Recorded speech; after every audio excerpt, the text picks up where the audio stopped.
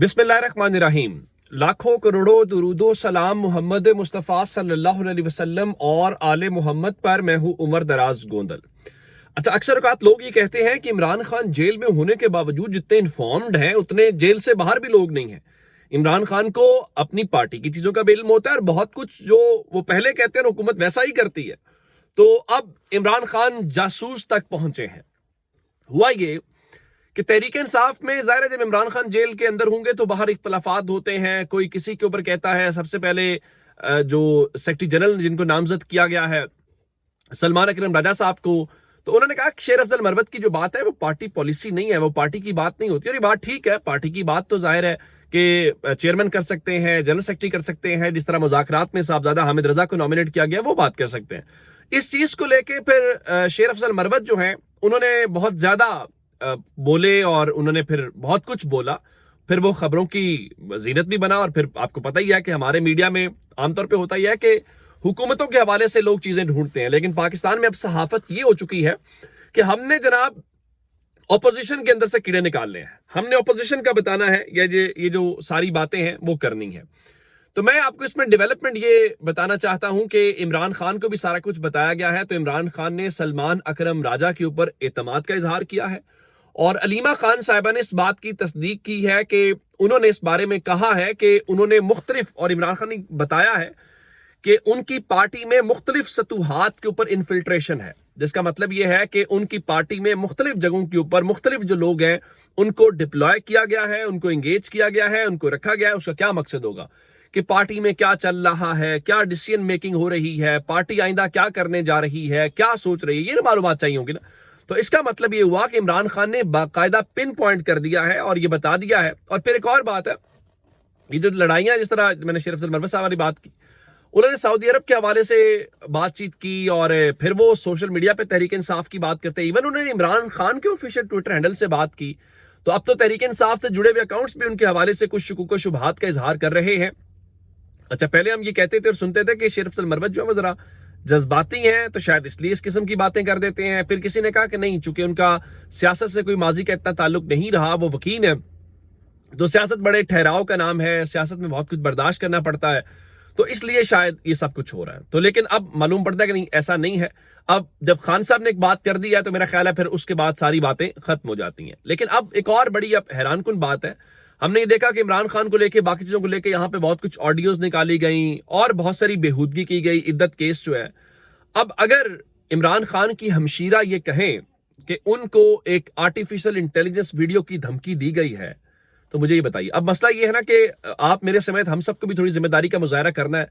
किसी भी शख्स के हवाले से कोई भी चीज आए तो उसको चेक किया करें कि क्या कोई ऐसी चीज जो है वो है जिसमें आप ये कहें कि ये असल है या ये एआई जनरेटेड है।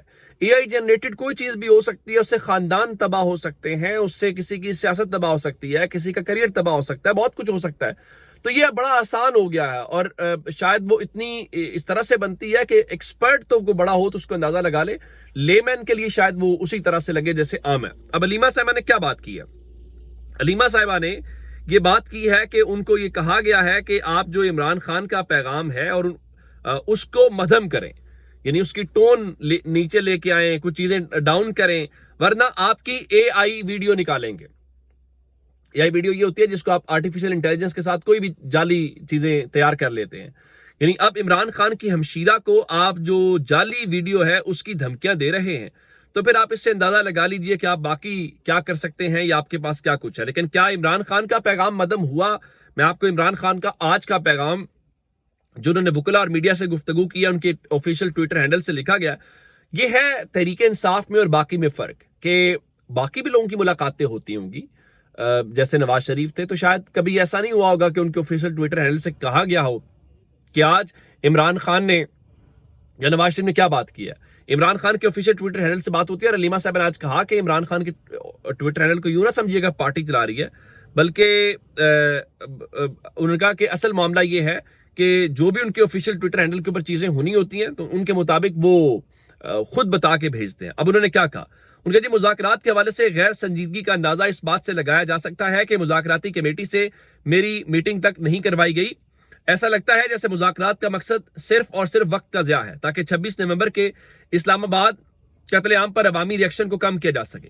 26 نومبر کو پرام شہریوں کا قتل عام کیا گیا، ان کو سیدھی گولیاں مار کر ڈی چوک میں خون سے نہلایا گیا۔ ہمارے کئی افراد اب تک لاپتہ ہیں۔ کسی بھی مہذب معاشرے میں ایسا واقعہ ہونے کے بعد گولیاں چلانے والے اپنے انجام کو پہنچ چکے ہوتے، لیکن یہ حکومت ابھی تک ایک جوڈیشل کمیشن کی تشکیل نہیں کر پائی۔ جوڈیشل کمیشن کی حیثیت تھرڈ امپائر کی ہوتی ہے، اور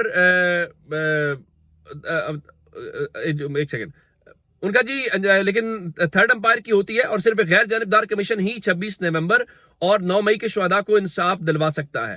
اگر اس قتل عام کو دبا دیا گیا تو پاکستان میں کسی کی جان و مال محفوظ نہیں ہوگی۔ میرا واضح پیغام ہے کہ اگر مذاکراتی کے عمل کو لے کر حکومت یوں ہی غیر سنجیدہ رہی اور جوڈیشل کمیشن نہ بنایا تو مذاکرات کو اگلی میٹنگ کے بعد روک دیا جائے۔ 9 مئی کا فالس فلیگ آپریشن بھی اسٹیبلشمنٹ کی طرف سے ہی کیا گیا ہے۔